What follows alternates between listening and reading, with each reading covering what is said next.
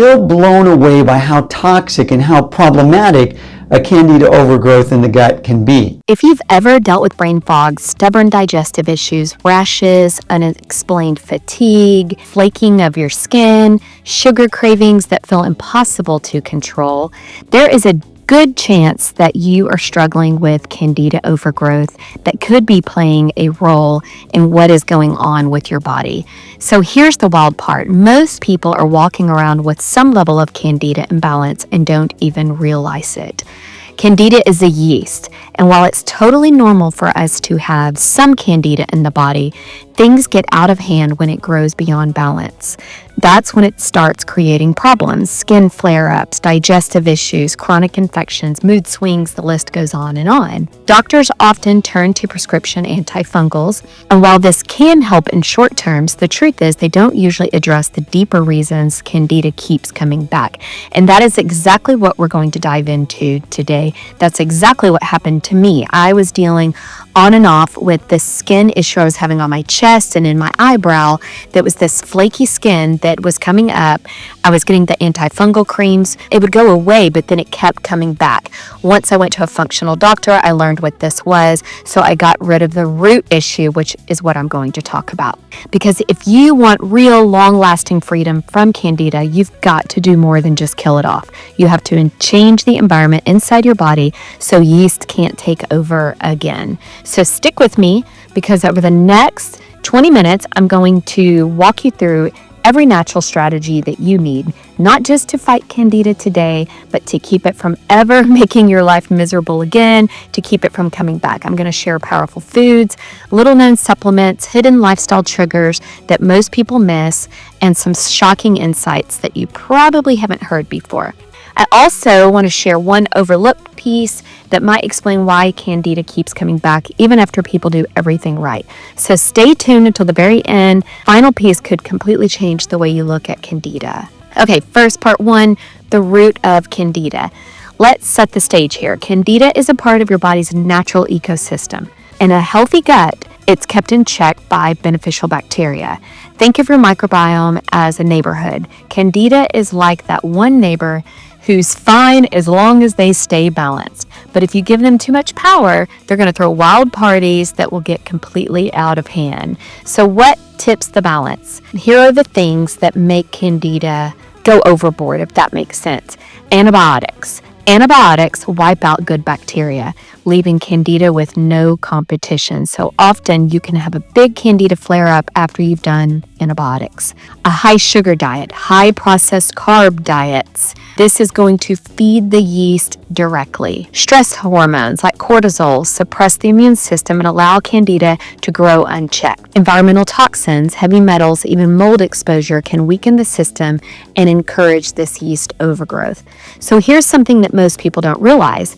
Candida isn't just floating around freely in your body. It actually forms biofilms. What these are protective layers that make it harder to kill off Candida. So imagine Candida building a fortress around itself, making antifungals less effective over time. This is why so many people go on a Candida cleanse. They feel better for a few weeks and then boom, it's back. It's because they did not break down the biofilms or rebuild their gut environment to prevent the regrowth. So that's the foundation. Candida is just a yeast issue. It's a terrain issue within the body. If the terrain of your gut and your immune system is off, Candida thrives. If the terrain is healthy, Candida behaves itself. So let's talk diet. This is the single most powerful lever that you can pull: your diet.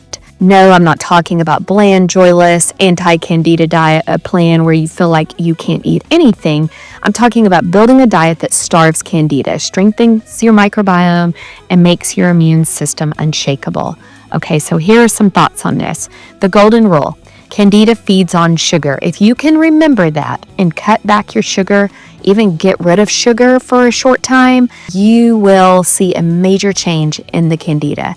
When you eat sugar or even refined carbs like white bread and pasta, it's like throwing gasoline on the fire. Candida consumes it, it multiplies, and releases more toxins into your system. So the first step is cutting off its food supply. That means removing added sugars, processed carbs, and alcohol, at least for the first 6 to 8 weeks. But here's where most people go wrong. They cut off the sugar and stop there. That's not enough. You've also got to replace those foods with ones that are actively going to fight yeast and heal your gut lining. So what should your plate look like? Non-starchy vegetables, things like spinach, kale, broccoli, cauliflower, zucchini.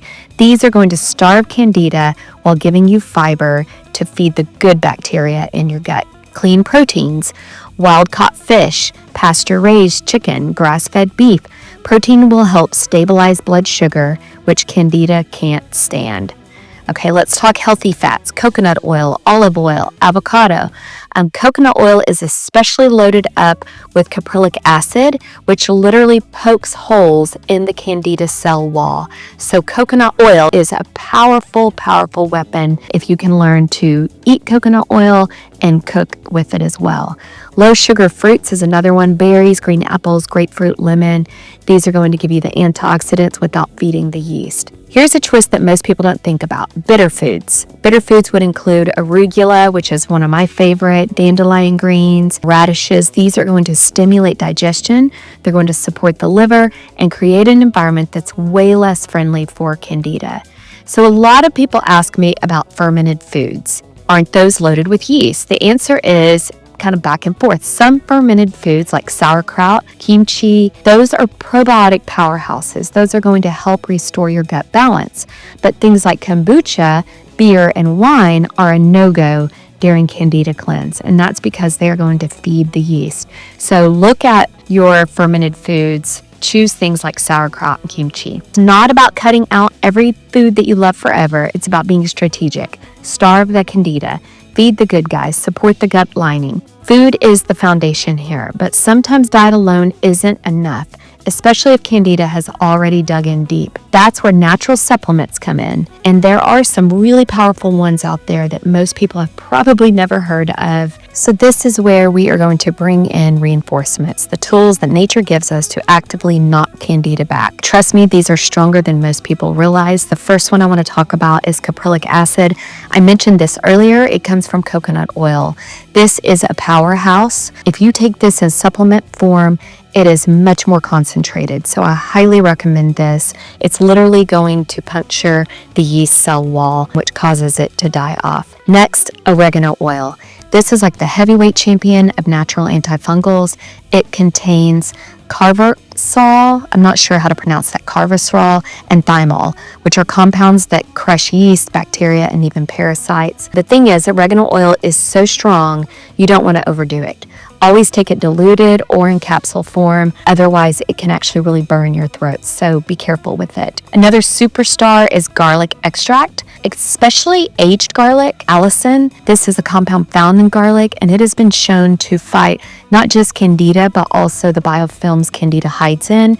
So I suggest if you have garlic cloves, crush them, mince them, but just set them there off to the side on your cutting board and let it sit for 10-15 minutes. Let it age for a little while before you cook with it. You can even add it into your shakes, or if you're hardcore, you can just eat it the way it is. I also want to talk about a tea, and this one is really hard to pronounce, but it's pau d'arco tea, and this is made from the bark of South American tree. This herb has been used for centuries to fight fungal infections, so you can drink this daily to give your body steady antifungal boost without being too harsh on it. Other great players include berberine, black walnut, and clove oil. Those three together are awesome. Those three together are, like I mentioned earlier, they are a powerhouse. So definitely add those in your tools to fight this stuff. Okay, so here's the part most people don't want to hear about. If you jump straight into antifungals without preparing your body, you can trigger what is called a Herxheimer reaction. That is when Candida dies off too quickly, and it actually will release toxins, leaving you feeling worse. So if you've ever battled Lyme's disease, you know about this. You can kill off the Lyme too quickly, and you can cause a Herxheimer reaction in the body. So be smart about this. The symptoms are headache, fatigue, flu-like symptoms. Take a little bit of these kill-offs at a time. Don't just hammer all of these at once. Gradually work your way up. So I always recommend starting slow, supporting your liver with things like milk thistle, dandelion tea. Drink plenty of water with lemon to help flush these toxins out as you're killing them off. Another thing I want to touch on is biofilms. I mentioned that earlier. With antifungals, Candida can still survive if you don't address the one sneaky thing, which is biofilms. How do you break these down? So remember I mentioned earlier that Candida builds little fortresses to protect itself. Those are biofilms. They are sticky layers made of sugars and proteins that Candida hide behind. Most antifungals, whether prescription or natural, struggle to penetrate those biofilms. It's like they attack a castle with the gates closed. So what do? You break down the gates. Natural biofilm disruptors include enzymes like serrapeptase, nattokinase, and luperkinase.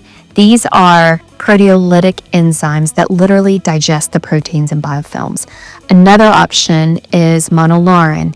This is derived from coconut oil, which can also break apart biofilms while also being antifungal. Here's something else that will surprise most people: apple cider vinegar. When taken before meals, it doesn't just support the stomach acid, it can also weaken biofilm structures, making Candida more vulnerable. So this step, the biofilm disruption, is often the missing piece that people are not doing.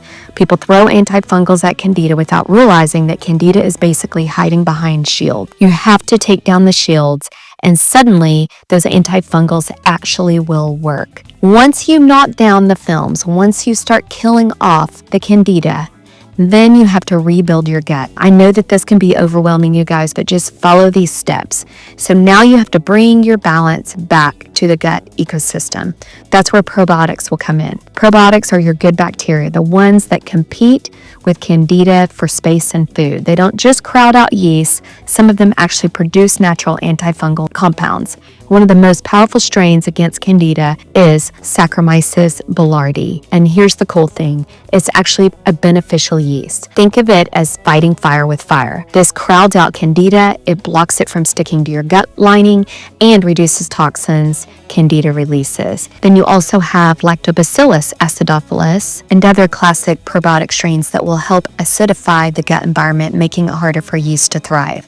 But probiotics alone aren't enough. They need food to survive, and that's where prebiotics come in. Prebiotics are fibers that feed good bacteria, things like inulin, resistant starch, and partially hydrolyzed guar gum. Here's the surprising twist, you guys. You have to be careful with prebiotics in the beginning of a Candida cleanse. If you add too much too soon, they can also feed the Candida. That's why I recommend waiting until you've knocked Candida back before layering in prebiotics to rebuild. Don't forget about healing the gut lining itself. Candida can poke holes in the gut, leading to what's called a leaky gut. That's why people with Candida often develop food sensitivities. To repair that, you can use L-glutamine, zinc carnosine, and soothing herbs like slippery elm and marshmallow root. When you repair the gut lining, feed the good bacteria, and repopulate with strong probiotics, you're not just healing, you're building an ecosystem where Candida can't take over again. Now you might be wondering, okay, I've fixed my diet, I've taken antifungals, I've broken down biofilms, and I've rebuilt my gut. Am I done? Not quite, because Candida isn't just about what you eat, it's about your whole lifestyle. The next piece is where most people drop the ball, which is why it keeps coming back. Lifestyle is either where Candida stays gone or it creeps back. So let's start with stress. Take a look at your stress level. When you're stressed, your body pumps out cortisol. Cortisol does two big things that Candida loves. It weakens your immune system, and it raises blood sugar. More sugar in the blood means more food for Candida, and that is the last thing you want after you put in all that work.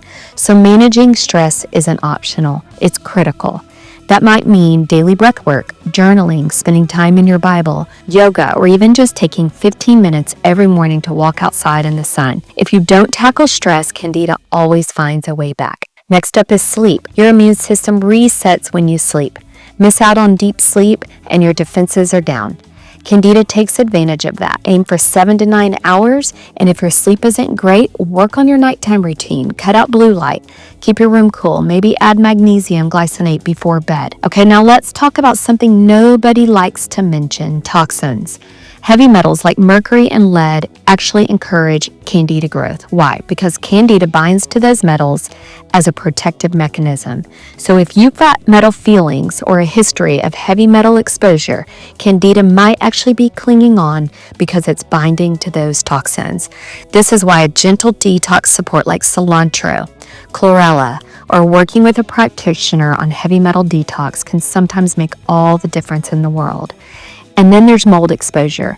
If you live or work in a moldy environment, Candida overgrowth can feel almost impossible to beat. Mold toxins weaken your immune system and feed fungal overgrowth.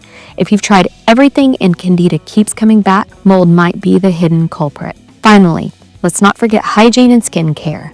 Candida isn't just a gut problem. It can show up on your skin, your nails, and even in your mouth as thrush. Keeping skin folds dry, wearing breathable fabrics, using natural antifungal rinses like diluted tea tree oil for the scalp or tongue scraping with coconut oil. All of these small daily habits stop Candida from gaining a foothold. So you've done the work. You've starved the yeast, killed it off, broken down biofilms, rebuilt your gut, and cleansed up your lifestyle. How do you make sure Candida never takes over again? The secret is this. Candida overgrowth is never just about Candida, it's about balance. The balance of your gut bacteria, your immune system, your hormones, and even your nervous system. So prevention isn't about staying on a strict antifungal diet forever.